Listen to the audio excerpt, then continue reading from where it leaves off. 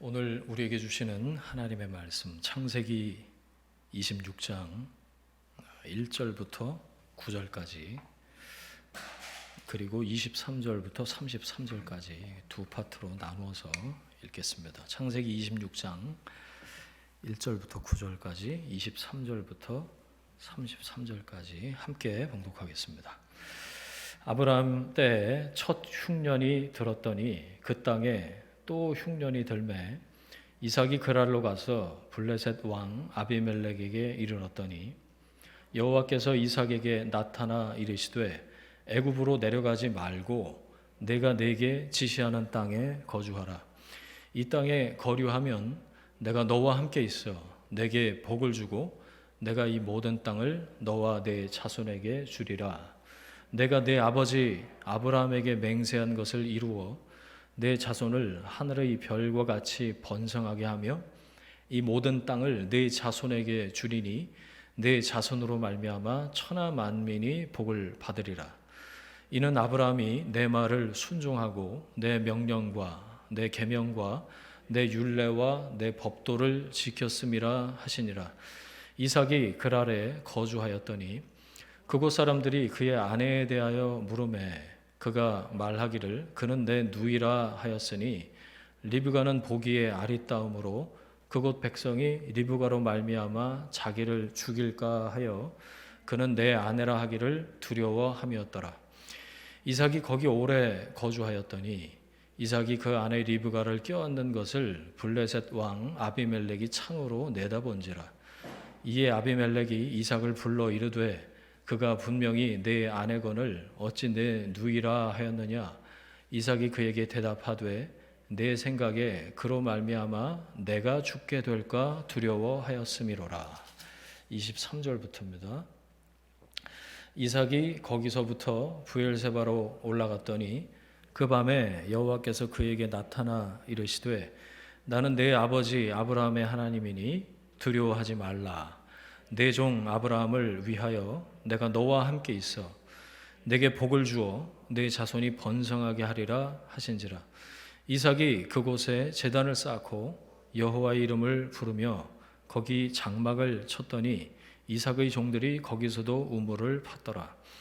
아비멜렉이 그 친구 아훗삿과 군대 장관 비골과 더불어 그랄에서부터 이삭에게로 온지라.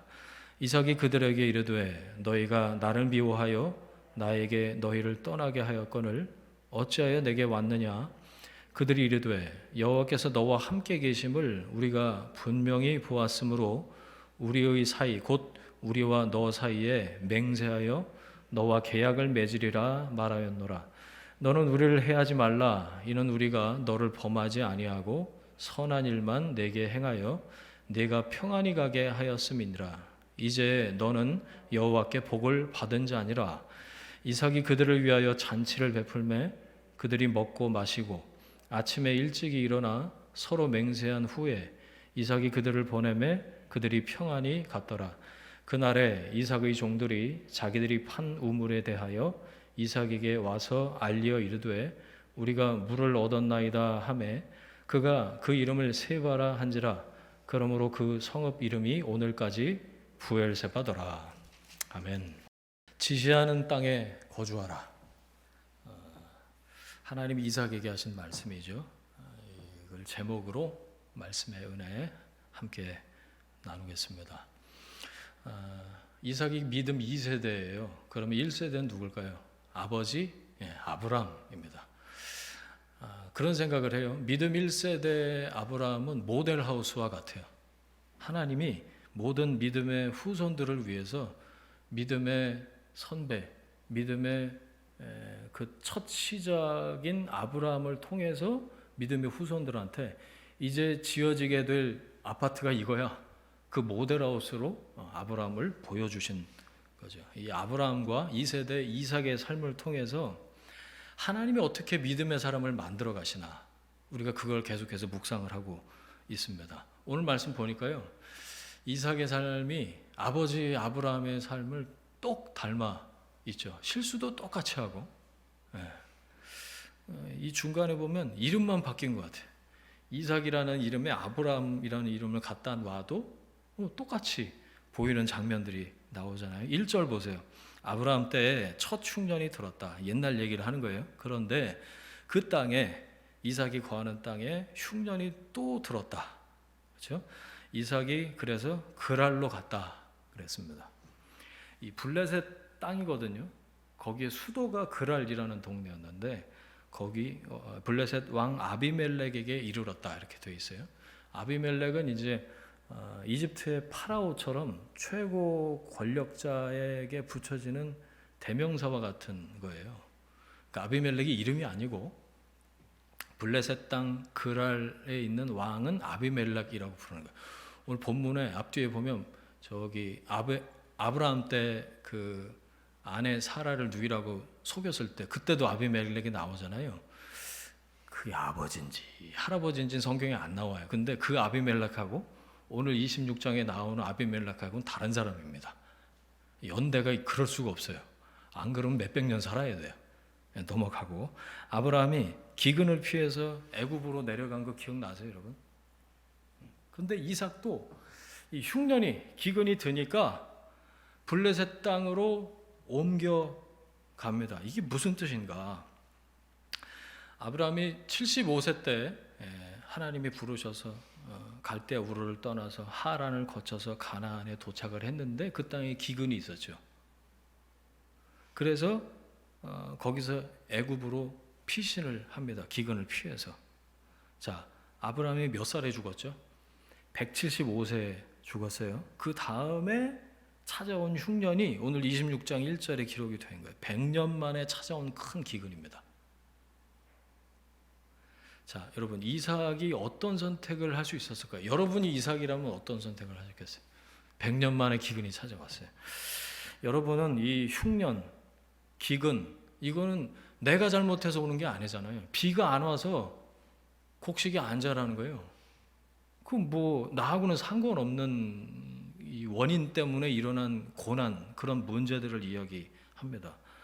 흉년은요, 한 번 오고 지나가는 게 아니고 계속 찾아옵니다. 그러니까 어떤 식으로 반응할 것인가를 이 성경을 통해서 우리가 하나님의 사람, 믿음의 사람은 어떻게 했는지를 보고 이렇게 하면 안 되겠구나, 그리고 이렇게 해야겠구나, 이런 거를, 이런 교훈을 발견하게 되는 거죠. 이삭은 어떤 선택을 하고 싶었을까요? 아브라함하고 똑같이 하고 싶었을 겁니다. 아버지가 어렸을 때 75세니까 어렸을 때는 아니지. 하나님의 부르심을 받고 이 약속의 땅에 왔는데, 야, 여기 살 곳이 못 되더라. 그래갖고 애굽으로 갔었지 않냐. 뭐 이런 얘기를 이삭이 어렸을 때 듣고 자라지 않았을까요? 큰 기근에 살아남을 수 있는 곳, 그러면 이 어린 이삭, 또 장성한 이삭의 머릿속에는 이집트, 애굽이라는 게 머릿속에 꽉 각인이 되어 있었을 거란 말이죠. 애굽뿐이다. 기근 일어나면 무조건 애굽으로 간다. 이거였죠. 공식처럼, 수학 공식처럼 머릿속에 그게 가득했던 거예요. 그런데 오늘 본문을 보니까 하나님이 어떻게 하시죠? 하나님 가지 말라고 하세요. 애굽으로. 하나님이 막으신 겁니다. 2절 보세요. 여호와께서 이삭에게 나타나 이르시되 애굽으로 내려가지 말고 내가 내게 지시하는 땅에 거주하라. 이게 오늘 설교 제목인데요. 아브라함이 애굽으로 갈 때는 하나님 그냥 놔두셨어요. 뭐 가라 가지 마라 이런 말씀 없으셨죠. 그런데 이삭은 애굽으로 내려가고자 하는 아마 마음을 먹은 걸 하나님이 아셨나 보죠. 못 가게 막으셨습니다. 나타나셔서 애굽으로 가지 말아라. 내가 내게 지시하는 땅에 거기 있어 라고 하나님이 말씀하신 거죠. 하나님은 기근임에도 불구하고 흉년임에도 불구하고 거기 있으면 못 살아요. 이건 그냥 뭐 인플레이션이 좀 오고 물가가 오르고 달러 가치가 올라가고 주식이 폭락하고 그 정도가 아니고 생존의 문제가 걸린 겁니다. 그런데 하나님은 너 거기 그냥 있어 라고 이삭에게 말씀하신 거죠. 아브라함이 어떻게 했는지를 우리 좀 다시 생각을 해볼까요? 여러 지역을 돌아다니면서 시행착오를 통해서 아브라함은 믿음을 배웠어요. 그 과정을 통해서 믿음이 성장한 게 아브라함이라면 이삭에게는 하나님이 뭐라고 말씀하시냐면 거기 너 있는 약속의 땅 기근이 있어도 거기 떠나지 말고 머물러 있어라. 내가 너와 함께 하겠다. 어디서요? 그 땅에서. 하나님이 역사하시는 것을 그 땅에서 경험하도록 하신 겁니다. 여러분, 저는 이거 보면서 무슨 생각을 했냐면 하나님 앞에서 우리 각자가 가진 부르심이 다 다르다. 어떤 사람은요, 땅에서 떠나는 게 부르심이에요. 연말에 그러나요? 혹시 올 연말에 혹시 그럴 분들이 계실지 잘 모르겠는데, 안 그래도 회사가 지긋지긋해졌어. 그래서 창세기 12장만 봐. 떠나고 싶어서. 하나님 떠나라고 꿈에 말씀 안 해주시나? 그래서 자기 전에 12장 보고 떠나고 싶으니까. 그런데 12장 보려다가 갑자기 26장을 봤어요. 그럼 어떻게 해야 돼요? 하나님 거기 머물러 있으라고 그러시면 어떻게 해야 돼요? 여러분, 각자 받은 부르심과 사명이 다 다른 겁니다. 또 그때마다 다른 거고요. 중요한 건 뭔가요? 하나님하고 연결이 되어 있냐, 그게 제일 중요한 거지. 땅을 떠나느냐 머무느냐 언제 가냐 마냐 이게 중요한 게 아니에요. 사실 하나님의 사람에게는 땅을 떠나는 게 부르시는 사람이 있습니다. 떠나고 싶지 않아도 하나님이 떠나라고 그러시면 떠나는 거예요. 하지만 기근이에요. 가야 살아요, 애굽으로. 근데 하나님이 가지 말아라 말씀하세요. 구름 기둥이 안 움직여. 그럼 어떡합니까? 있어야죠. 머물러 있는 것이 하나님의 뜻입니다. 그러면서 하나님의 약속을 붙드는 거예요. 뭐죠? 내가 너와 함께 하겠다. 그 땅에서. 여러분, 하나님과 연결되어 있는 거. 그래서 하나님의 뜻과 마음을 배우는 게 제일 중요하다. 그게 더 본질적인 일이다. 어느 땅에 있나, 어디를 향하나, 어디에 머물러 있나, 가든지 멈추든지 하나님의 마음을 배우는 것. 이 믿음 2세대 이삭에게는 믿음을 지키는 책임이 있었어요. 그래서 약속의 땅을 지켜야 됐습니다. 가만 보니까 블레셋에서 아주 난리 버거지가 나잖아요. 오늘 성경에 보니까 100년 만에 찾아온 기근 때문에 아마 이삭이 그 땅을 떠나서 애굽을 향했다면 블레셋 사람들이 점점 영토를 넓혀서 저기 부엘세바 있는 데까지 다 이렇게 이삭과 상관없이 하나님의 사람들과 상관없이 이렇게 차지했을지도 몰라요. 이삭에게는 잘못하면 그 땅에 머물러 있으면 죽을 수도 있는 거예요. 살 길이 막막해지는 선택이었다라는 거죠. 쉽게 말하면 하나님이 하신 말씀대로 살았다가는 고난이 뻔히 보여. 그 상황입니다. 지금 여러분, 이삭에게는 떠나는 게 믿음이 아니고요, 머무르는 게 믿음이었어요. 하나님은 거기에서 그치지 않고 놀라운 말씀을 하시는데 3절 보세요. 이 땅에 거류하면 거기에 집 짓고 살라 이 얘기가 아니고요, 나그네로 살아라 그 얘기예요. 그것도 희한하죠. 그 다음에 보세요. 내가 너와 함께 있어. 거기다가 밑줄을 그으세요. 여러분, 이게 제일 중요한 겁니다. 복 주고 땅 주고 뭐 맹세한 것을 이루고, 저는 그것보다 하나님이 하신 이 약속, 내가 너와 함께 있겠다. 그럼 다 되는 거 아닌가요? 아브라함에게 주신 약속과 똑같은 약속의 말씀을 이삭에게도 주시죠. 땅도 주고 자손도 주겠다. 이게 이삭을 언약의 대상자, 언약의 당사자로 부르셨다는 뜻이에요. 여러분, 그런데 약속의 말씀을 받았는데도 불구하고 쉽질 않아요. 쉬운 게 하나도 없어. 약속의 땅이 이제 겨우 당도해서 이를테면 깃발 하나 꽂은 것밖에 없어요. 한 게 없잖아요. 지금 이삭이 그 땅에 거류하라라고 말씀하세요. 나그네로 살라고 말씀하세요. 후손들에게 그 땅을 영원히 주실 때까지 나그네로 살아야 됩니다. 이게 믿음의 후손들이 살아가야 될 삶의 여정이에요. 우리의 정체성을 다시 한번 이 말씀에서 봅니다. 여러분, 우리는 이 땅에서 나그네입니다. 하나님 우리를 그렇게 부르셨어요. 우리의 정체성이에요. 아브라함처럼 이 나그네가 해야 될 건 뭔가요? 말씀을 붙잡는 것밖에 없어요. 하나님이 가라고 하시면 가는 거고, 멈추라고 하시면 멈추는 거고, 나그네는 하나님이 함께 하시는 거, 하나님과 동행하는 거, 그것밖에 없어요. 어디에 집 짓고 대궐 짓고 뭐 부동산 뭐 해서 영원히 살 것처럼 그 나그네의 자세와 태도가 아닙니다. 이삭에게 첫 번째 주어진, 하나님이 약속의 말씀을 이삭에게 주시면서 이삭에게 첫 번째 주신 사명이 바로 그거예요. 그 땅에 머물러라. 근데 나그네는 땅을 소유할 수가 없죠. 그래서 하나님이 모든 것을 감수하고도 남을 만한 어마어마한 복을 주시는데 3절 내가 너와 함께 있어. 이게 복으로 느껴지지 않는 게 이게 심각한 겁니다, 여러분. 하나님 그냥 좀 안정적인 주식 아니면 뭐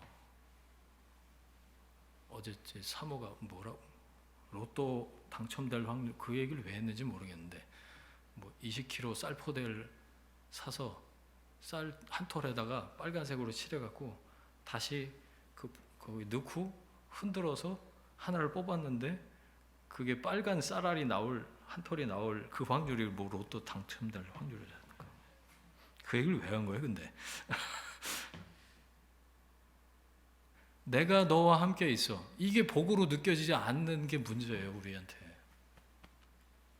그냥 하나님이 함께 계신 거는 그냥 킵해놓고 밑에 이렇게 저장해놓고 그 다음에 다른 복을 우리가 구하자. 하나님 땅 주세요. 자손 주세요. 그냥 내가 있는 곳에 풀이 잘 자라게 하시고 여기다가 좀 부동산 좀 주시고 동산 좀 주시고 내가 너와 함께 있어. 이게 확 가장 큰 은혜요 복이라는 게 와닿지 않는 게 이게 문제라고요.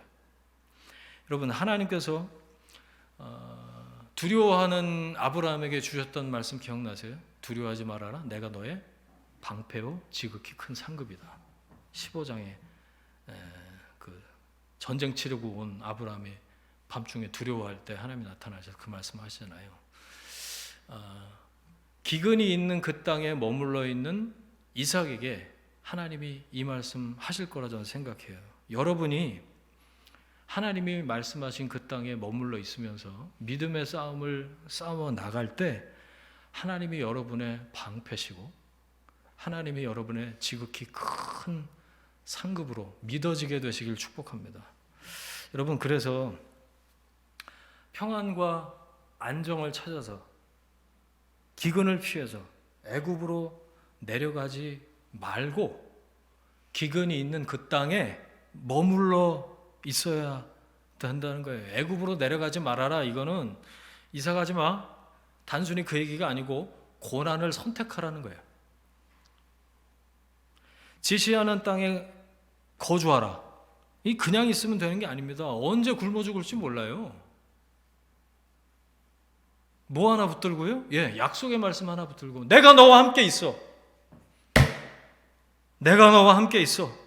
그 말씀 하나 붙들고 언제 굶어 죽을지 모르는 상황을 견뎌야 된다는 거죠.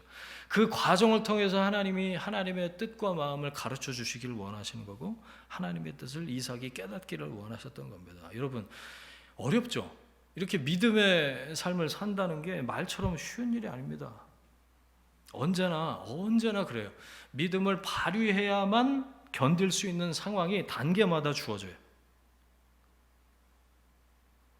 하나님은 요구하십니다. 더욱 깊어지는 믿음을 요구하고 계세요. 여러분 보이지 않으세요? 아브라함 때하고는 사뭇 분위기가 달라졌어요. 이삭을 대하시는 하나님. 그도 그럴 게 아브라함은 아예 생자 초자부터 부르셔서 그 모리아 산까지 만들어 가시는 여정이 얼마나 길고 지난했습니까? 근데 이삭은 스타팅 포인트가 좀 달랐어요. 남달랐죠. 이삭에게는 하나님이 믿음의 깊이를 요구하고 계신 겁니다. 모리아 사건, 그걸 통해서 우리가 깊어지는 믿음의 단계에 대해서 단어로 나눴던 게 기억이 나는데 기억나세요? 믿음, 순종, 경외. 내가 이제야 나를 경외하는 줄 알겠노라. 하나님이 아브라함과 이삭에게 모리아산 꼭대기에서 하신 그 말씀을 기억합니다. 이삭이 자기가 모리아산에서 제물로 바쳐졌던 그 경험을 통해서 뭘 배웠을까요? 하나님 이런 분이시구나. 우리가 하나님을 믿고 따른다는 게 뭔가에 대해서 더 깊은 깨달음이 있었겠죠. 자기 몸으로 직접 경험을 하는 거 아니에요. 그리고 그때 하나님이 하신 말씀이 아마 떠올랐을 거예요. 경외라는 하나님을 사랑하고 두려워하는 게 뭔지 어렴풋이 아마 깨달았을 거예요. 이제 그 깊이를 자기 삶으로 직접 경험해 나가고 있는 거예요. 5절 보세요. 하나님이 아브라함의 삶을 아들한테 이렇게 말씀해 주시면서 요약해서 얘기를 해주세요. 아들한테. 이는 아브라함이 내 말을 순종하고 내 명령과 계명과 율례와 법도를 지켰음이니라 하시니라. 근데 지켰나요? 하나님이 하신 말씀이니까 맞는 말이죠. 근데 사실 보면 아브라함이 지킨 것보다 딴짓 더 많이 하지 않았어요? 하나님이 그렇게 봐주시는 거죠. 하나님이 아브라함을 만들으셨잖아요.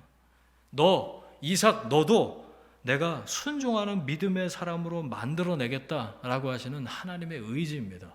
저는 5절에서 하나님의 의지를 봤어요. 네 아버지가 잘했잖아? 너도 똑바로 해? 하나님이 그렇게 말씀하신 게 아니고요. 하나님의 의지, 믿음을 통해서 하나님의 말씀에 순종하는 인생으로 너 이삭의 삶을 내가 이끌겠다. 하나님이 말씀하신 거죠. 이 말씀을 듣는 이삭의 머릿속에 어떤 장면이 떠올랐을지는 우리가 대본에 생각해 볼 수 있죠. 모리아산 사건 아니었을까요? 그렇지. 아버지하고 내가 같이 그 산에 올라갔던 그 날이 기억이 나네. 하나님 말씀에 순종했었지.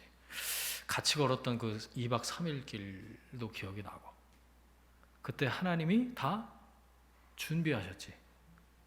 그 수풀에 이 뿔이 걸려있던 숫양이 기억이 나네. 그리고 나서 하나님이 나를 부르신 거지, 하나님이 아버지만 부른 게 아니고 하나님이 날 부르셨지. 부르심,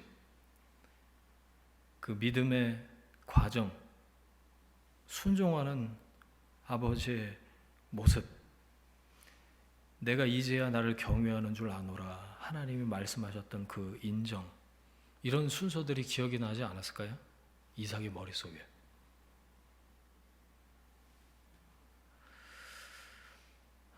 여러분, 우리에게도 100년 만에 찾아오는 이런 절대로 피할 수 없는 그런 기근과 같은 상황이 있잖아요.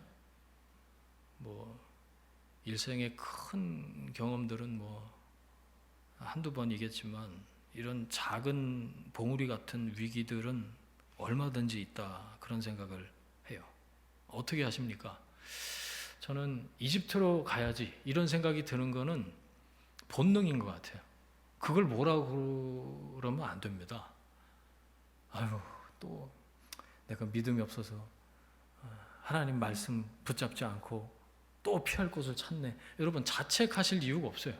그건 차라리 본능에 가까워요. 이런 말 하는 사람 들어보셨어요? 왜 예수 믿는 사람이 병에 걸렸는데 병원 가냐? 기도해서 나아야지. 저는 예전에 그런 얘기 들어본 적이 있는데 무슨 대꾸할 말이 잘 생각이 안 나더라고요. 뭐라고? 지금 뭐라고 그러는 거예요? 왜 교회 다니면서 보험을 드냐? 믿음이 그렇게 없냐? 이렇게 말하는 사람도 있었어요. 여러분, 어떻게 생각하십니까? 이따 좀 나눠볼까요? 여러분, 이건 믿음을 왜곡하는 겁니다. 맹신을 조장하는 거예요. 잘 들어야 됩니다. 배고프면 어떻게 해야 되죠? 사람이 떡으로만 살 게 아니야. 말씀으로 살아야지. 그럼 성경 뜯어먹나요? 배고프면 밥해 먹든지 배민 눌러서 시켜 먹든지 먹어야 될 거 아니에요. 끼니를 해결을 해야죠. 먹지 않고 살 수 없으니까. 그런데 하나님의 사람이 다른 지점이 뭐냐? 먹고 사는 모든 과정에도 하나님이 함께 하시고 하나님이 개입하시고 하나님이 간섭하신다는 걸 믿는 사람이 그리스도인입니다. 내가 벌어서 내가 먹고 내가 노력해서 내가 사는 게 아니라 하나님이 허락해 주신 거다. 생명도 조건도 환경도 하나님이 주관하신다. 이걸 믿는 사람이 그리스도인인 거잖아요. 기근이에요. 당장 여기를 떠나지 않으면 굶어 죽을 게 명약관화, 불보듯 뻔합니다. 근데 누가 그곳에 머물러 있습니까? 아브라함처럼 다 애굽으로 향할 따름이에요? 하나님이 그냥 아브라함은 놔두셨어요. 그런데 그러면서 아브라함이 다시 약속의 땅으로 올라오는 그 과정을 통해서 저는 하나님이 밀어 올리셨다고 생각하는데 하나님이 아브라함을 가르치셨죠. 믿음의 사람으로 빚어가십니다. 우리가 봤잖아요. 근데 이삭은 또 달라요. 이삭에게는 그 기근 가운데에서도 그냥 머물러 있으라고 말씀하십니다. 약속의 땅을 믿음으로 지켜라 라고 말씀하십니다. 그러면 그렇게 해야죠. 여러분, 고난을 어떻게 견딜 수 있을까요? 내 능력과 내 실력으로는 불가능합니다. 내 능력과 내 실력으로 고난을 견뎌내려고 그러면 그건 그리스도인이 아니에요. 뭐하러 하나님 믿어요? 하나님과 상관없이 사는데. 여러분, 하나님이 주시는 은혜로만 우리에게 다가오는 기근과 흉년, 고난과 문제를 극복할 수 있는 줄 믿습니다. 뭘로요? 하나님이 함께 하시겠다. 내가 너와 함께 있겠다라고 하는 약속의 말씀을 붙드는 겁니다. 이삭의 삶에서 중요한 게 그거예요. 말씀하시는 하나님과 깊어진 관계. 그 관계 안에 머물러 있는 거. 그러니까 기근으로 대표되는 척박한 환경은 중요하지 않다. 그 정도는 극복을 해야지. 예수 얼마 믿었는데 그 정도도 극복 못하냐. 그게 그런 말이 아니고요. 기근보다 말씀하시는 하나님, 흉년보다 함께 하시는 하나님이 이삭에게는 더 중요한 가치로 우선순위로 여겨지기를 하나님이 원하고 계신 거죠. 기근이 있는 거 내가 안다. 내가 모르고 너한테 그런 말을 하는 거 아니야. 하지만 내가 너와 함께 있겠다라고 하는 이 말씀의 약속을 붙들고 그 땅에 머물러 있어라. 하나님 말씀하시면 기근보다 말씀하시는 하나님의 그 말씀을 붙잡고 머물러 있는 거예요. 그게 하나님이 요구하셨던 이삭의 믿음의 깊이라는 거죠. 여러분의 삶에 찾아오는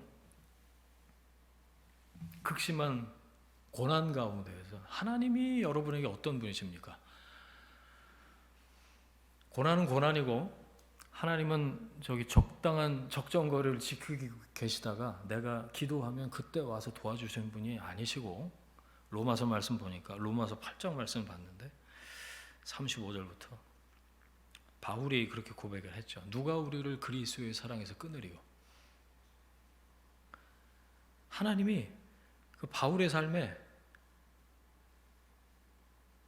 이걸 어떻게 표현해야 되나? 함께 있는 정도가 아니고 바울 안에 계시고 바울 앞에 계시고 바울 뒤에 계시고 바울 옆에 계시고 바울 위에 계시고 신명기 말씀처럼 당신의 백성들을 안고 가고 업고 가고 하나님이 그렇게 함께 하셨던 걸 봤어요. 누가 우리를 그리스도의 사랑에서 끊으리요? 환난이나 곤고나 박해나 기근이나 적신이나 위험이나 칼이랴. 기록된 바 우리가 종일 주를 위하여 죽임을 당하게 되며 도살당할 양같이 여김을 받았나이다 함과 같으니라. 그러나 이 모든 일에 우리를 사랑하시는 이로 말미암아 우리가 넉넉히 이기느니라. 기근 고난 중에도 넉넉히 견디게 하시고 이렇게 인도하시는, 그래서 이기게 하시는 하나님을 경험하시길 축복합니다. 그게 간증이죠. 뭐. 그 과정을 통해서 더욱 깊어진 믿음으로 하나님께 나아가는 여러분이 되시기를 축원합니다. 하나님이 가지 말아라 말씀하시니까 이건 뭐 빼도 박도 못하는 거예요 지금. 하나님 그래도 갈래요 라든지, 아니면 못 들은 척하고 지난밤에 뭐 하나님 뭐라고 말씀하신 것 같은데 잘 기억이 안 나네 그리고 갔을 수도 있는데, 이삭은 그렇게 하지 않죠. 6절 보세요. 그랄 땅에 머물렀습니다. 애굽으로 내려가다가요, 이따 좀 더 자세하게 말씀드릴게요. 애굽으로 내려가다가 브레이크가 걸린 거예요 사실. 8절을 보니까 거기 그랄 땅에 오랫동안 살았어요. 이제 그동안 못 보던 표현인데 제가 요즘 말씀을 깊이 또 들여다보고 보다 보니까 거기 오랫동안 거주했다, 이 말씀이 확 들어오더라고요. 26장 쭉 보셨죠? 거기 오랫동안 어떻게 거주했죠? 뭐 하면서요? 계속 속이면서 살았어요. 그 땅에서. 네. 죽을까봐 아내를 누이라고 속이고 거짓말하면서 남을 속이면서 거기 오랫동안 거주했다고요. 하나님이 거기 거주해라 말씀하셨어요. 거주하긴 해요. 근데 거짓말하면서 오랫동안 거기서 살았다고요. 이것도 또 반전이네. 그러면서 아버지 아브라함과 똑같은 시험에 빠지죠. 7절 눈으로 쭉 보세요. 이 마누라가 이쁜 게 문제입니다. 문제. 대충 생겼으면 자 넘어갑니다. 아브라함이 또 저질렀던 실수 똑같이 두 번이나 저질렀던 똑같이 반복. 이름만 바뀐 것 같다. 배웠을 텐데 들었을 텐데 소용없어요. 저는 이런 생각도 했어요. 이 집안 남자들 약점이었나. 하나님이 어떤 분이신가도 알고 경험을 했는데도 내 눈앞에 있는 문제에 맞닥뜨리면 우리는 대번에 어떤 반응이 올라오냐면 두려워합니다. 그것도 그냥 공포, 무서워 뭐 그 정도가 아니고요. 죽을까 봐 두려워합니다. 아내 때문에 자기가 죽긴 왜 죽어요? 자기가 처한 문제 앞에서 둘러대고 회피합니다. 아내를 설득을 하지 않았을까요? 리브가를 당장 살아야 되지 않겠냐. 하나님 여기 있으라고 그러시는데 여기 있다가 나 죽어버리면 어떡하냐. 마누라한테 누가 물어보면 오빠라고 해? 그러지 않았을까요? 그래야 당신과 내가 이곳에서 안 죽고 살 수 있어. 말씀하신 땅에 머물긴 하지만 이래저래 속이고 타협하면서 살아갑니다. 자, 그런데 그게 오랫동안 지속될 리가 없어요. 7절 보셨죠? 8절 보세요. 이게 참 재밌는 장면이 여기 나오죠. 어느 날 창으로 내다봤답니다. 이건 뭐 이렇게 보면 보일 만한 거리에 살았나 봐요. 그죠? 창으로 내다봤는데 껴안는 걸 봤대요. 둘이 부부라는 걸 아비멜렉이 알아버렸어요. 또 반전. 저는 이걸 보면서 무슨 생각했냐면 들키는 게 은혜다. 들킨 게 은혜다. 안 들켰어 봐요. 천년만년 계속 속이면서 살았겠지. 브엘세바 못 갑니다. 우물 사건 없습니다. 그냥 거기서 살았겠죠. 그런데 아비멜렉이 어느 날 이중 창문을 열었는데 둘이 껴안고 있어. 그걸 본 거예요. 하나님이 보게 하신 거 아닐까? 그런 생각을 해봤어요. 이삭을 냉큼 불러다가 이제 다그치죠. 왜 마누라라고 안 그러고 누이라고 속였냐? 그랬더니 말하죠. 뭐라고요? 죽을까봐 두려웠다. 10절. 네가 죄를 우리에게 입혔으리라. 너 때문에 우리 이 그랄 땅에 있는 사람 중에 혹시 리브가를 범해서 죄를 지어서 우리 다 죽을 뻔했다. 여기서 많이 듣던 말이죠. 아브라함 때 하나님이 아비멜렉한테 하신 말씀이에요. 근데 지금 그 아들인지 손자인지 아비멜렉이 그 아들 이삭에게 똑같은 얘기를 하고 있어요. 자, 보세요.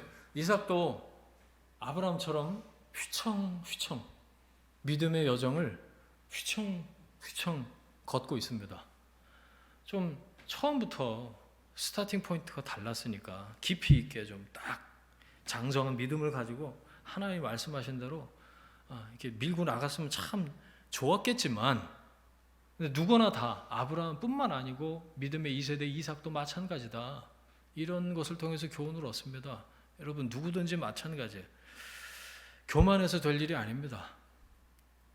실수투성이 아버지보다는 기록된 분량이 제일 짧아요. 아브라함, 이삭, 야곱, 요셉, 이게 이제 창세기에 나오는 4명의 족장 중에 이삭 얘기가 제일 짧게 기록이 돼 있어서 그런지 그나마 아빠보다는 좀 나아 보이긴 한데, 여러분 모든 사람이 이 믿음의 여정을 걸을 때 두려움으로 잘못된 선택을 할 수 있다는 겁니다.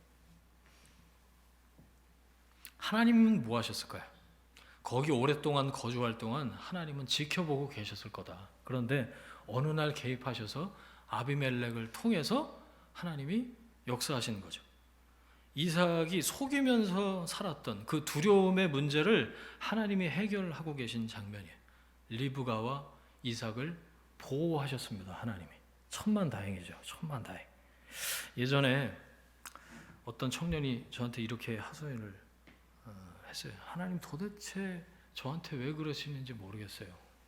제가 그랬습니다. 너는 그 문제만 생기면 하나님 나한테 왜 그러세요 그러지? 너 저번에도 그랬잖아. 잘 하다가도 그 문제만 만나면 열을 내니까 하나님이 바로 그 문제를 계속해서 너한테 내시는 거 아닐까? 그 과목을 통과할 때까지 문제를 주시는 거는 너를 사랑하셔서 그러시는 것 같은데, 네가 그 문제에서 네 뜻을 꺾고 순종을 배울 때까지 아마 그 문제를 계속 주실 것 같다. 여러분, 아브라함도 그랬고요, 이삭도 그랬고요, 우리도 마찬가지입니다. 우리 삶에 불현듯 찾아오는 그 두려움의 문제 말입니다. 저는 흉년, 기근 이런 단어에서, 그리고 아내를 누이라고 속이는 그 땅에서 머물러 있지만 속이면서 살 수밖에 없는 이삭의 마음에 가장 깊은 곳에 있는 그 문제가 뭔가, 두려움의 문제라고 생각했어요. 아무것도 두려워 말라. 이 말씀 보면서 그 찬양이 생각이 났고, 그래서 아까 우리가 함께 하나님이 우리에게 하시는 말씀으로, 주 너의 하나님이 지켜주시네, 놀라지 말라, 겁내지 마라. 하나님이 그렇게 말씀하셔도 두려움이 가운데에 자리 잡고 있으면 뭘 어떻게 할 수가 없는 거죠. 여러분, 내가 너와 함께 하겠다, 그 약속의 말씀을 붙드는 수밖에 없습니다. 저는 그렇게 생각해요. 어떤 짓을 해서 그 두려움을 떨쳐내겠습니까? 살면서 계속 흉년은 찾아와요. 기근은 또 옵니다. 그럴 때마다 두려워하고, 그럴 때마다 아내를 누이라고 속이고, 언제까지 그리고 살 수 있을까요? 언제까지 둘러대고, 언제까지 두려움이 마치 없는 것처럼 자기를 속이고 숨어서 지낼 수 있을까요? 언젠가 아비멜렉을 통해서 이삭이 하나님이 이렇게 하셨던 것처럼 다른 사람을 통해서 내 내면에 그 숨겨둔 두려움을 직면할 수밖에 없을 때가 있을지도 몰라요. 하나님은 지켜보고 계십니다. 나는 숨기고 있다고 생각하지만 다 아시는, 중심을 보시는 하나님, 말없이 지켜보고 계실 때가 있다. 뭘 하나님이 원하실까요? 하나님의 마음이 뭘까요? 하나님을 전적으로 의존하고 하나님을 전적으로 신뢰하게 될 때, 그래서 내 안에 있는 두려움을 내가 다 내어놓고 내려놓을 때까지 하나님은 기다리고 계신지도 몰라요. 여러분에게. 그게 더 이상 문제가 되지 않을 때까지, 그것 때문에 두려워하지 않을 때까지 하나님이 끌고 가고 계신지도 모른다. 그 과정을 통해서 하나님의 마음을, 여러분을 향한 하나님의 마음을 하나님 배우길 원하시고 가르쳐 주길 원하시는 거죠.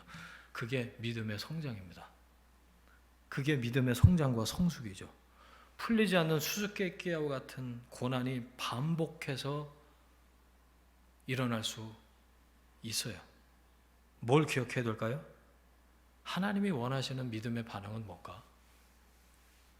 지금 와 있는 여러분 그 단계에서 여러분이 할 수 있는 최선의 순종으로 하나님께 반응하시고 보이십시오.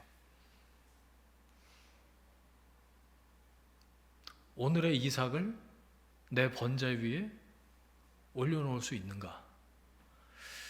저는 이삭, 이 믿음 2세대 이삭 얘기를 보면서 계속 모리아산 사건이 오버랩이 생각이 나요. 그 처음처럼 이삭이 그럴 수 있었다면 이런 실수를 반복하지 않았을 텐데 어떻게 그럴 수 있었을까? 그것도 하나님이 하셨죠. 근데 이삭에게는 그 처음 시작되는 그 포인트, 모리아산에서 자기가 본인 의지는 아니지만 하나님께서 아버지 아브라함을 통해서 하신 말씀에 제가 말씀드렸죠. 동의하고 순종했던 그것을 계속해서 붙잡고 있었다면 이런 어려움은 겪지도 않았을지도 모르겠다. 여러분, 하나님은 여러분을 하나님만 경외하는 하나님의 사람으로 만들어가길 원하십니다. 12절 보세요. 아까 9절까지 읽고 12절은 좀 건너뛰었는데 오늘 본문은 사실 26장 전체입니다. 그 땅에서 뭐 했다고요? 12절 보니까 농사했답니다. 원래 목축했던 유목민이에요. 이삭이. 근데 난생 처음 농사를 지었는데 몇 배요? 100배를 얻었답니다. 이게 무슨 뜻일까요? 그 주변에 그랄 땅은 블레셋에서도 꽤 그나마 좀 기근 중에도 살만하니까 옮겨가다가 이제 멈춘 곳이 그랄 땅이었는데 블레셋 사람들이 거기서 농사를 지었고요. 근데 타고난 농사꾼들이 많지 않았을까요? 근데 그것보다 100배를 얻었다. 이삭이 처음 농사를 졌는데 100배를 얻었어요. 뭐 이런 거예요. 어떻게 이럴 수 있었을까요? 여호와께서 복을 주심으로. 12절에 그런 표현이 나오죠. 그 땅이 어딘가요? 떠나고 싶었던 땅, 기근이 있는 땅입니다. 바로 그 땅에서 100배를 얻었대요. 자, 우리는 이 말씀 읽으면 어디에 밑줄을 긋고 별표를 치냐면 100배에다가 이제 저는 그 땅, 그 해, 이 표현이 확 들어왔어요. 그 해는 언제예요? 하나님이 머물라고 말씀하신 그 해예요. 그 다음 해가 아니고 그때에 곧바로 100배를 결실했다. 100배 하면 뭐가 생각나세요? 30배, 60배, 100배. 예수님의 씨 뿌리는 비유에 나오는 거죠. 말씀이 열매 맺으면 100배다 그 얘기예요. 100배는 자연적인 법칙으로는 일어날 수 없는 결과를 말하는데 말씀의 위력이라는 겁니다. 100배. 성령으로 말씀이 역사할 때 죽은 사람이 일어나잖아요. 에스겔 환상 가운데 마른 뼈가 일어납니다. 일어날 뿐만 아니라 군대가 돼요. 하나님의 말씀이 들어가면 상상 이상 100배의 결실이 말씀으로 가능하다 그 얘기예요. 하나님의 말씀의 씨앗이 좋은 땅에 떨어지면 어마어마한 우리가 생각하는 것보다 상상 이상의 열매를 맺는다는 거죠. 여러분, 이삭이 잘해서 얻은 결실이 아닙니다. 타고난 농사꾼이었네? 그거 아니에요. 하나님이 하셨어요. 기근이 있었던 그 해에 떠나고 싶었던 그 땅에서 하나님이 축복하셨어요. 하나님이 하셨다는 거예요. 하나님이 함께 하신 결과. 13절 그 사람이 창대하고 왕성하여 거부가 됐다. 창대, 왕성, 거부의 동그라미를 치고 싶죠. 내가 내게 지시하는 땅에 거주하라. 그 말씀에 순종했더니 이렇게 됐다는 거예요. 13절 하나님이 주신 겁니다. 가지 말라고 하셔서 안 갔어요. 기근 가운데 머물러 있었다는 거예요. 그 땅에서 그 해에 있었더니 하나님 말씀에 순종해서 가다가 멈춘 곳 블레셋에서 하나님이 약속대로 함께 하신 겁니다. 어떻게 하셨죠? 100배의 결실뿐만 아니라 이삭의 두려움의 문제도 해결하셨잖아요. 더 이상 아내를 누이라고 속이지 않아도 됩니다. 이제 자, 13절에서 끝나면 너무 좋겠어요. 창대하고 왕성하고 거부가 되고 또 무슨 표현이 나와요? 양과 소가 때를 이루고 종들도 힘이 많고. 무슨 생각이 드십니까 여러분? 멋진 왕자님과 예쁜 공주님은 영원토록 행복하게 오래오래 잘 살았을까요? 그렇게 끝나면 그 뒤에는 나오지도 않았겠죠. 근데 14절 보세요. 끝나기도 전에 원치 않는 시기와 다툼에 휘말립니다. 또 다시 반전. 블레셋 사람들이 우물을 흙으로 메워버려요. 이런 양아치. 그 우물은 무슨 우물이죠? 아빠가 살아계실 때 제값 주고 다 산 거예요, 사실. 엄연하게 그 등기부 등본 떼어보면 아버지 아브라함 이름이 딱 나와 있는 우물. 근데 와갖고 시기에서 메워버렸다. 뭐 이렇게 치사한 인간들이 있어요. 생존을 위협하는 겁니다. 생존을 위협하는 거예요. 기근인데 가라 이거예요. 너희 집 가라.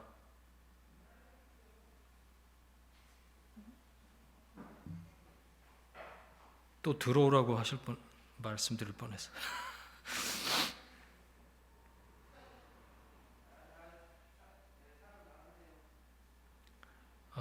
그러면서 하는 말 보세요. 16절 아비멜렉이 이삭에게 이르되 내가 우리보다 크게 강성한즉 우리를 떠나라. 땅도 빼앗고 물도 빼앗는 겁니다. 너희 집 가라. 이삭이 정말로 이 한 나라의 왕이 위협할 정도로 위협을 느낄 정도로 강성했을까요? 아브라함은 블레셋의 왕이고요. 이삭은 한 가정의 가장일 뿐입니다. 불과했어요. 아비멜렉은 초짜 농사꾼인 이삭이 100배 결실을 얻는 걸 보고 두려워한 거예요. 뭘 두려워했을까요? 이삭과 함께 하시는 하나님이 두려웠던 겁니다. 이삭이 두려웠던 게 아니고. 그러니까 너희 집 가라. 더 강해지기 전에 블레셋 떠나라. 그 요구를 한 거죠. 그랬더니 군말 않고 짐 싸죠. 이삿짐 센터 1588 뭐 해고 불러서 이제 이 짐을 싸고 갑니다. 여러분이라면 어떻게 하셨을까요? 저는 이 정도면 한판 붙어봐 이런 생각을 하지 않았을까? 왜? 생존의 위협이거든요. 이거는 땅도 뺏고 물도 뺏고 죽어라 이건데, 야 17절 18절 보세요. 그곳을 떠나 어디로 가냐면 그랄 골짜기로 갑니다. 이 블레셋 사람들이 안 오는 그 동네로 가갖고 거기 장막을 치고 아브라함 때 팠던 우물을 다시 파요. 그 다음에 이름을 짓는데 그 우물들의 이름을 아버지가 부르던 이름대로 불렀다. 그러니까 이스라엘 문화에서 이름은 본질이거든요. 이름 자체가 옛 이름으로 불렀다는 건 하나님이 아버지 아브라함과 함께 하셨던 그때의 은혜를 떠올리고 기억했다는 뜻입니다. 우물을 팠더니 이삭은 가서 파는 데마다 또 물이 나와요. 이것도 아주 기가 막힌 일인 거죠. 샘 권한을 그냥 얻습니다. 그 기근 중에. 자, 그런데 이거 끝이 안 나. 거기에서 더 심각한 갈등이 생겨나요. 19절 20절 얻었더니 그랄의 목자들이 또 찾아와갖고 우리 거다. 침 발라놔요. 뭐라고 해요? 거기 이름을 에색, 다툼이라는 뜻이죠. 이게 그냥 말싸움하고 흥정하고 이게 아니고 물리적으로 다퉜다는 뜻입니다. 멱살잡이하고 이 나그네로 살 수밖에 없었던 이삭이 억압을 받다가 끝내 강탈까지 당해요. 억울하죠. 저는 보는데도 억울하더라고요. 쫓겨서 여기까지 왔는데 애써서 다시 팠는데 강제로 박탈을 당합니다. 그래서 우물 이름을 그냥 다툼이라고 지어버려요. 스트러글. 오죽하면 그랬을까. 광야에서 우물은 생명입니다. 생명과 축복을 의미해요. 그만큼 쉽게 얻어지는 게 아니죠. 그런데 정당하게 내가 파서 물을 길어 올린 그 우물을 뺏긴 거예요. 억울할 수밖에 없어요. 맞서 싸우지는 못하고 손만 타요. 21절 또 다른 우물을 팠는데 또 양아치 짓에 와서 그러니까 신나. 이건 대적이란 뜻인데 사탄하고 어근이 같아요. 이번에도 이삭은 맞서지 않고 피합니다. 22절 이삭이 거기서 옮겨 다른 우물을 팠더니 다투지 아니하였으므로 그 이름을 르호봇 넓다 이런 뜻인데 우리가 번성하리로다 하였더라. 자, 옮기고 찾아와서 피하면 또 옮기고 또 파서 물이 나오면 또 와서 뺏고 세 번째 판 우물이 르호봇 넓다. 이건 뭐냐면 블레셋 사람들이 볼 때도 그 동네는 아예 물이 나올 확률이 없어. 그래서 어프로치 하지 않았던 땅이라는 거예요. 근데 거기를 팠는데 또 물이 터져 나왔어요. 뭐가 생각나지 않으세요, 여러분? 아버지 아브라함한테서 그 얘기 듣지 않았을까요? 내가 네 삼촌 롯과 함께, 삼촌 맞죠? 이삭한테. 가나안 땅에 왔을 때 말이다. 롯은 요단 동편 땅을 선택을 해서 소돔 땅이지 지금. 근데 아빠는 하나님이 말씀하신 동서남북을 멀리 내다봤단다. 넓은 들판을 보면서 하나님이 함께 하신다 그 약속을 떠올려서 이삭이 아마 이 넓은 들판에 르호봇이라는 우물을 파고 넓다라는 이름을 붙일 때 이 생각을 하지 않았을까 생각을 해봤어요. 여러분 이삭은 맞서 싸울 수 있었습니다. 정당한 권리를 주장할 수 있었다고요. 전쟁을 불사하면서까지 자기 소유, 내 가족 지켜낼 수 있었단 말이에요. 땅과 물은 생존이 걸린 문제거든요. 그런데 다투지 않고 시기와 다툼을 피해서 다른 곳으로 옮겨가서 우물을 팝니다. 근데 또 따라와서 시비를 거네. 또 피해서 다른 곳으로 가요. 자, 그 과정에서 이삭이 뭘 배웠겠냐는 거예요.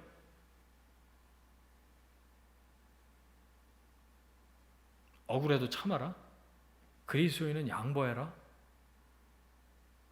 오른뺨을 치면 왼뺨을 돌려더라. 예수님이 그 말씀이 기억나세요? 이삭이 뭘 배웠을까요? 하나님이 함께 하시는 지경은 사람이 생각하는 그 지경을 뛰어넘는구나. 넓은 곳에서 비록 피해가고 이동해가고 쫓겨갔지만 그곳에서 하나님이 함께 하시는 것을 경험하지 않았을까요? 크신 하나님, 광대하신 하나님을 그곳에서 깨달았을 거다라고 생각을 했어요. 하나님이 여기에도 함께 계시는구나. 도저히 물이 나올 가능성이 없는, 1도 없는 이곳에서도 물이 솟구치는 걸 보니까 그냥 파서 나오는 게 아니구나. 하나님이 함께 계신 게 맞구나. 이삭의 신앙이 그 과정들을 통해서 또 성장한 겁니다. 우물 사건을 통해서 하나님이 이삭에게 믿음을 가르쳐주고 계신 거죠. 고난이었고요. 역경이었습니다. 하나님은 이삭이 대적을 피해서 우물을 판 곳마다 샘이 솟게 하셨어요. 그 경험을 통해서 하나님이 함께 계신다는 걸 확증해 주신 거죠. 에색과 신나, 다툼과 대적이 아니라 르호봇, 넓은 곳에서 하나님의 지경이 얼마나 넓은지 크신 하나님을 생각을 했을 거예요. 양보하고 손해보는 걸 통해서 이삭의 영적인 안목은 넓어졌습니다. 그게 사실 우물을 얻은 것보다 더 큰 결실이었죠. 여러분, 억울한 경우 있으시죠? 예수 믿는 것 때문에 있으세요? 그런 경우들? 내 안에 나도 모르게 억울한 일 당하면 그 데스노트 같은 거 쓰지 않으세요, 여러분? 대적과 다툼의 리스트 1번, 너를 3번에 올리노라. 너 다음에 죽었어. 뭐 이런 거 말이죠. 맞서 싸우고 싶을 때가 한두 번이 아닙니다. 억울하거든요. 말이 안 돼요. 내가 다 파놨는데 와갖고 매우질 않나? 또 그래 한번 양보한다. 그리고 가서 또 파갖고 물이 나왔는데 거기까지 찾아와갖고 양아치 짓하고 그러면 여러분 그때 다투지 않고 하나님 바라보면 점점 더 지경을 넓히시는 하나님을 경험하게 되는 줄 믿으십시오. 저는 오늘 이 말씀을 통해서 그걸 좀 깨닫게 됐어요. 운전할 때만 양보하는 게 아니고요. 그리스도인으로 살면서 이건 뭐 하염없이 손해보고 양보해라 그 얘기가 아니고요. 어떤 그 모멘텀을 통해서 하나님이 그걸 가르치실 때가 있다는 거예요. 중요한 건 기도하는 겁니다. 이게 전부가 아니구나. 다시 하나님 바라보는 거죠.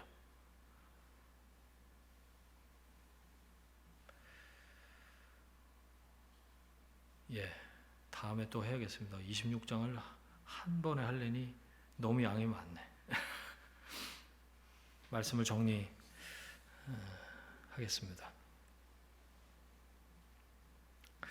하나님이 흉년을 맞닥뜨린 이삭에게 아브라함 때와는 다르게 하나님이 말씀하세요. 애굽으로 내려가지 말아라. 내가 네게 지시하는 땅에 거주해라. 내가 너와 함께 있겠다. 이삭은 그 아래서 오랫동안 버티다가 다시 브엘세바로 올라가죠. 제가 보니까요, 하나님이 거주하시는 땅, 하나님이 말씀하신 그 땅은 사실 브엘세바였던 것 같아요. 브엘세바가 어디였죠? 모리아산에 아버지하고 아들이 하나님이 말씀하신 대로 순종의 번제를 드리러 올라갔을 때 엄마 사라가 기다리고 있던, 이삭이 태어나서 가장 오랫동안 살았던 그 동네가 브엘세바거든요. 하나님 말씀하신 약속의 땅의 본거지. 근데 거기를 기근이 나니까 거기를 떠나서 애굽으로 내려가려다가 블레셋의 끝자락에 멈춰 선 게 그랄 땅이었어요. 하나님이 근데 이 26장의 모든 과정을 통해서 다시 브엘세바로 이삭을 옮기시는 걸 봐요. 어디를 거쳐서요? 에색과 신나를 거쳐서 다툼과 대적, 이걸 통해서 르호봇에 이르기까지 하나님이 어떤 분이신가, 크고 광대하신 하나님이시라는 것을 깨닫게 하시고 그 아내를 누이라고 속이는 그 그 과정들, 오랫동안 거기 속이면서 거주하는 과정들을 통해서 하나님이 이삭 안에 있는 그 두려움의 문제에 대해서 말씀하시고 가르쳐 주시고, 그러면서 하나님이 인도해 가시는 거죠. 정리가 되셨어요? 살다 보면 다시 말씀드립니다. 이해할 수 없는 일들을 만납니다. 내가 왜 이런 고난을 당해야 되나? 세상과 다툴 이유가 없습니다. 여러분, 하나님 의지하면서요, 한 걸음 물러나시고 하나님 바라보십시오.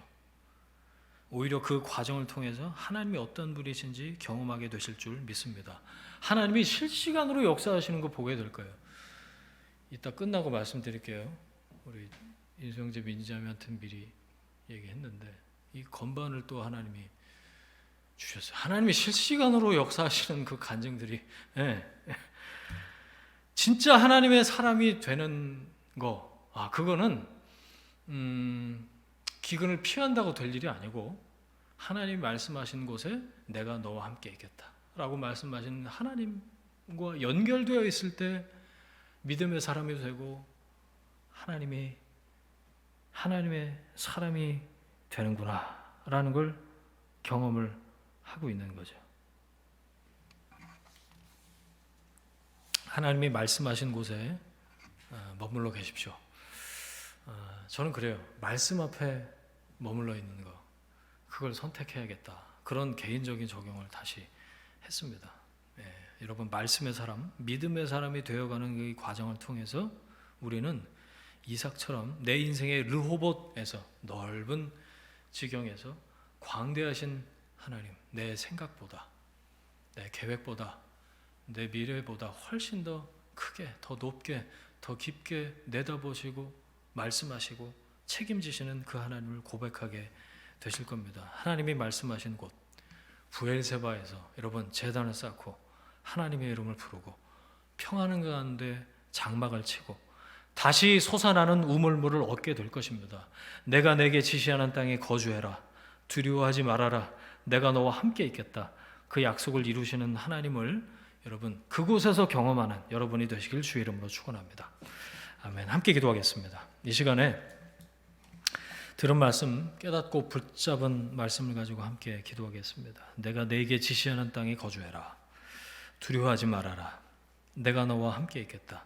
더 깊어진 믿음으로 우리를 부르시는 하나님 앞에 또 깨달음과 결단으로 하나님 앞에 함께 나아가겠습니다. 합심해서 함께 기도하겠습니다. 하나님 아버지 감사합니다. 오늘 말씀을 깨닫게 하시고 말씀을 통해 하나님의 마음을 알게 하시니 감사합니다. 내가 내게 지시하는 땅에 거주하라. 하나님 이삭에게 하신 말씀처럼 하나님 우리 삶에 다가오는 흉년과 기근과 고난과 문제 앞에서 하나님이 말씀하시는 땅에 내가 너와 함께 있겠다. 두려워하지 말아라 말씀하시는 하나님 붙들고 그 약속의 말씀 붙잡고 거주하는 우리가 될 수 있도록 인도하여 주옵소서. 그 약속을 이루시는 하나님 바라보고 하나님께서 함께 하시는 것을 경험하는 우리가 될 수 있도록 주님 인도해 주옵소서. 주여, 우리 안에 우리가 속이고 또 감추고 있는 그 두려움의 문제에 대해서 하나님 말씀해 주시고 더 깊어진 믿음으로 하나님 앞에 서는 우리 모두가 될 수 있도록 인도하여 주옵소서. 함께 하실 주님을 기대합니다. 주님 영광 받아 주옵소서. 이제는 우리의 주인 되신 예수 그리스도의 은혜와 하나님 아버지의 사랑하심과 성령님의 동행하심이 내가 내게 지시하는 땅에 거주하라. 두려워하지 말라. 내가 너와 함께 있겠다. 더 깊어진 믿음으로 우리를 부르시는 하나님 앞에 순종으로 경외함으로 반응하기로 결정하는 하나님의 사람들 위해 그들의 일터와 가정과 자녀들 위해 지금부터 영원까지 함께 하시기를 간절히 축원하옵나이다. 아멘.